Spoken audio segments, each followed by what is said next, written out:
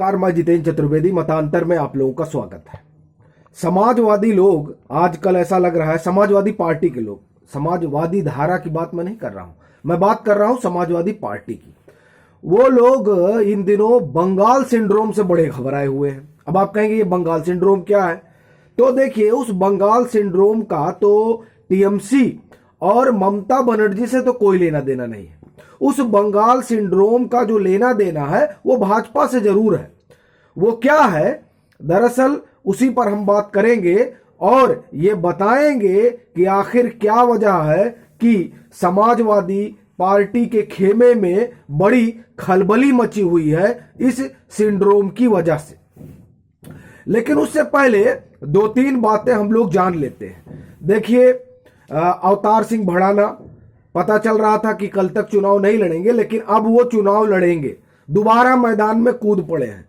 ये जो डर है, आप ये समझिए कि उम्मीदवारों में या क्या वजह है, ये अवतार सिंह भड़ाना बेहतर जानते होंगे या फिर कुछ और वजह है, जो भी रही हो। लेकिन पहले वो नहीं लड़ रहे थे, अब लड़ने जा रहे हैं। दूसरा, आप देखिए कि रालोद, चूंकि वो रालोद के टिकट पे ही लड़ रहे हैं और रालोद और समाजवादी पार्टी ने गठबंधन किया कि पश्चिम में हम क्लीन स्वीप करेंगे और भाजपा का जो कमल है उसे वहां से उखाड़ कर, और कोशिश तो यह है कि उसे हिंद महासागर में फेंक दिया जाए। लेकिन जयंत चौधरी की पत्नी चारू चौधरी का जो ट्वीट है, आप उस ट्वीट को पढ़ेंगे और जो कुछ पश्चिम में चल रहा है, जब आप उस पर गौर करेंगे तब आप समझेंगे कि डगर कितनी कठिन है और मामला कितना उलझा हुआ नजर आ रहा है रालोद और समाजवादी गठबंधन के लिए। देखिए, वो लिखती है कि आज से 15 महीने पहले ही पूछा था आपसे, मतलब जयंत चौधरी ने अपने कुनबे के लोगों से पूछा था। कुनबा मतलब जिस जाट समुदाय के वो खुद को नेता मानते हैं, उनसे उन्होंने पूछा था कि अगर हिंदू मुसलमानी करना है तो मैं दिल्ली में ही ठीक हूं। वो दिल्ली में ही रहते हैं। और अगर भाईचारे से लड़ना है तो मैं चुनाव में उतरूं। लेकिन अभी क्या हो रहा है, अभी चाहे बागपत हो, चाहे छपरौली हो, चाहे कैराना हो, सिवाल खास का आप जान ही रहे हैं, इन तमाम सीटों को लेकर रालोद के अंदर बड़ी उठापटक है, लोगों में बड़ी नाराजगी है। और नाराजगी इस तरह की है कि वो ये मानने को तैयार नहीं है कि जो जाटों का वर्चस्व है उसमें कोई और सेंधमारी करे। समस्या ये भी है कि जहां जाट को टिकट मिलना चाहिए वहां मुस्लिम कैंडिडेट को मिला है, जहां मुस्लिम कैंडिडेट को मिलना चाहिए वहां जाट कैंडिडेट को मिला है। और दूसरा, जो आप ये समझिए, जहां से मैं ये कहूं कि बंगाल सिंड्रोम का एक अंश दिखाई देता है, वो ये कि 40 सीटों पर चुनाव लड़ रहे हैं मिलकर रालोद और समाजवादी पार्टी, लेकिन उसमें से 10 जो कैंडिडेट हैं वो समाजवादी पार्टी के हैं, जो नलके पर, मतलब हैंड पाइप पे लड़ रहे हैं। पिछली बार हमने नल कह दिया था तो कई साथियों ने कहा था अरे हैंड पाइप है, तो दरअसल हमारे यहां उसे चापाकल, अगर आप शुद्ध हिंदी में कहें, नहीं तो नल ही कहते हैं। खैर, तो उसे हम छोड़ते हैं। तो ये जो समस्या है कि 40 पे बात हुई, जिसमें से 10 जो है समाजवादी के कैंडिडेट लड़ रहे हैं रालोद के चुनाव चिन्ह पर। अब आप समझिए कि दरअसल ये सिंड्रोम क्या है। उस सिंड्रोम से एक बात मैं और बता दूं, फिर हम लोग सिंड्रोम पे आते हैं। देखिए, पश्चिम में जिस तरह से हवा बदल रही है, वहां के कई बड़े किसान नेता भी इस बात से अब सहमत हो रहे हैं कि चीजें, ठीक बात है कि किसानों में नाराजगी है, लेकिन वो जो नाराजगी है, उस नाराजगी और एंटी इनकम्बेंसी में बड़ा फर्क है। वो नाराज है लेकिन योगी आदित्यनाथ को हटाने को तैयार नहीं है।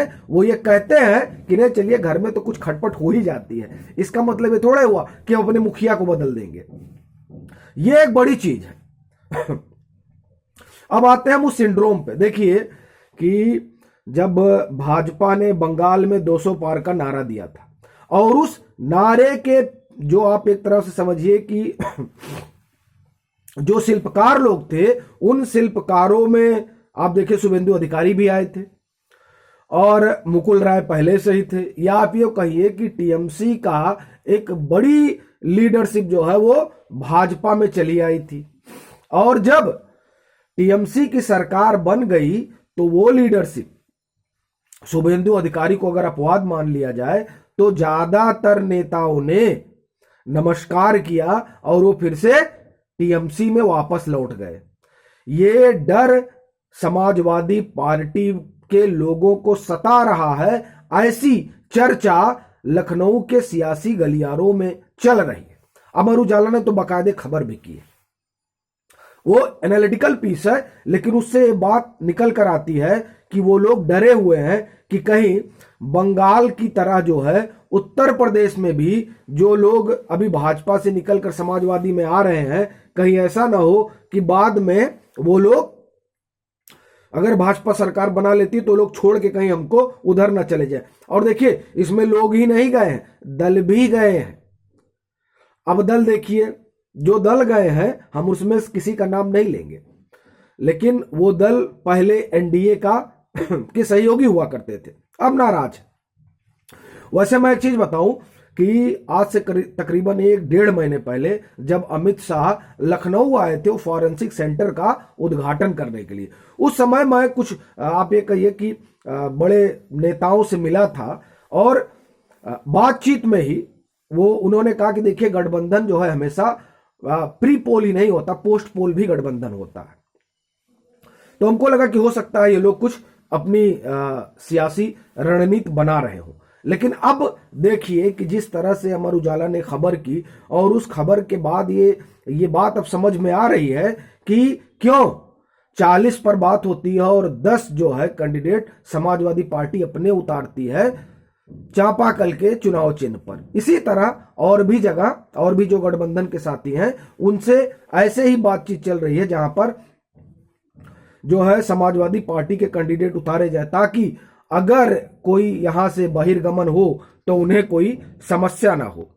तो इस तरह का आप ये समझिए मंथन समाजवादी पार्टी के भीतर चल रहा है कि टिकटों का हिसाब और बंटवारा इस तरह किया जाए ताकि अगर बंगाल कार्ड जैसी स्थिति पैदा होती है, बंगाल सिंड्रोम जैसी स्थिति पैदा होती है, तो समाजवादी पार्टी को बहुत नुकसान ना हो। अब ये देखना बड़ा दिलचस्प होगा कि इसमें किस तरह का जो है फार्मूला समाजवादी निकालती है, और अगर ऐसी कोई संभावना बनती है तो वो कैसे रोकती है। चूंकि आप देखिए, भाजपा से कई दर्जन भर नेता गए हैं, और फिर एनडीए के जो गठबंधन सहयोगी रहे हैं वो तो वहां ही हैं। तो अब देखिए, इस तरह की वहां चर्चा है।